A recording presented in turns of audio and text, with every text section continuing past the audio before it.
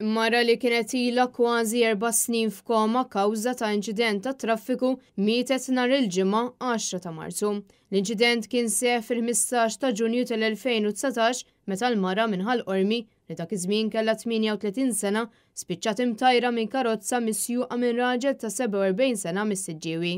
Il-mara kienet miexja qrib San Vincenz de Paul, il-post fejn kienet taħdem dak iż-żmien. U issa, 4 snin wara, il-mara mietet fl-istess residenza li kienet fija. Dan kif wara kura li ngħatata għal xi żmien fl-Isptar Mater Dei, skont il-prassi, il-mara tieħdet fir-residenza San Vincenz biex tkompli tingħata l-attenzjoni u l-kura meħtieġ hemmhekk. Kawża tal-inċident, il-mara kienet soffriet minn ġrieħ seri u spiċċat f'koma, fejn sfortunatament qatt ma kienet ħarġet minnha. Diversi qraba u ħbieb selmu l-memorja ta' Sandra Buħaġar. Ħafna diskrivew lil Sandra bħala dik il-persuna sinċira li kienet tixjel kamra bit-tbissima tagħha. Fost dawk li selmu l-memorja tagħha kien hemm żewġa u binta stess. Wara l-mewt ta' Sandra nfetħet inkjesta maġisterjali bl-awtopsja mistennija ssir biex tiddetermina jekk il-mara mietitx kawża tal-inċident jew kawża ta' kundizzjoni oħra.